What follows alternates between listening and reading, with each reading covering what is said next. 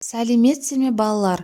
Бүгін екінші сабақты өтетін боламыз. Каналымызға міндетті түрде подписаться батырмасын басып, жазылып алыңыздар. Сіздер үшін пайдалы сабақтар шығып отырады. 6-шы жаттығу мұқият тыңда. Сөйлеу мәнері кімге тән екенін анықта.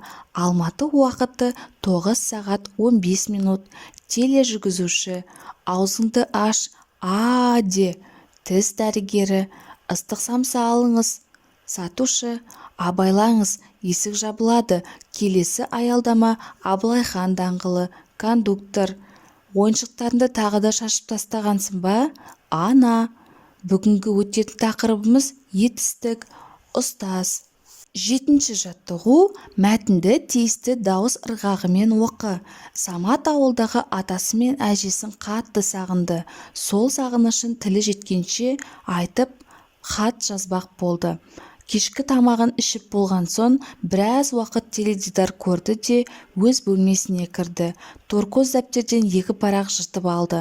Ақ қағаздың басына сәлем хат деп жазып қойды да әрі қарай өз ойын, жай күйін әңгімеледі. Қалдеріңіз қалай? Ата-әже, ауырмай сырқамай жүрсіздер ме? Көкем жұмысын істеп жатыр ма? Біз де аман саумыз. Хатты әрі қарай жалғастырып жаз. Мен сабағымды жақсы оқып жүрмін. Бос уақытымда кітап оқып, бокс үйірмесіне барып жаттығамын. Болашақта керемет спорт шебері болсам деймін. Сіздерді қатты сағындым. Жақында демалысқа шығамын. Ауылға келемін. Немереңіз Арман. 8-ші жаттығу тапсырмалар арқылы сөйлеудің қай түрі жүзеге асырылғанын тауып көр. Сөйлеу түрі мен оған сәйкес тапсырманың тұсына қосу таңбасын қой. 6-шы жаттығу ауызша болды.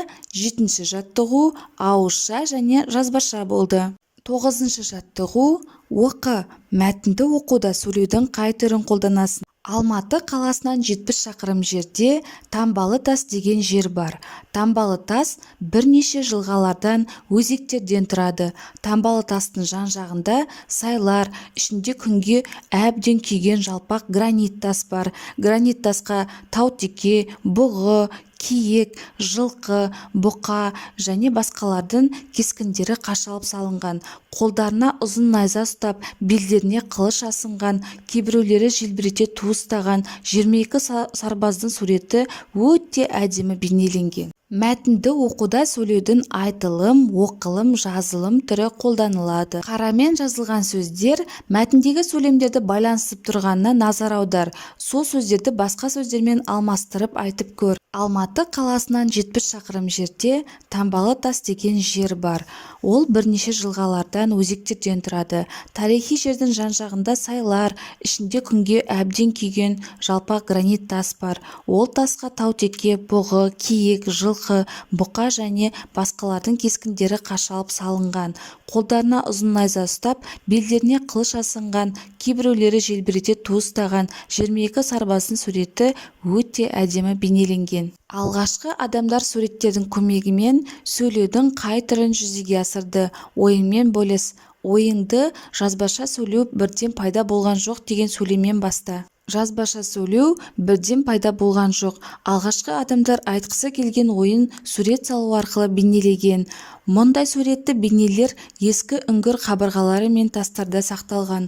Рулық тайпалық қатынастардың даму барысында тайпалар кең аймақты мекендей бастады. Алыстағы туыстармен хабар алмасу қажеттігі туындады. Осылайша жазу пайда болды. Шығармашылық үзіліс. 10-шы жаттығу сурет бойынша күзде не болатынын әңгімеле, не болмайтынын айт.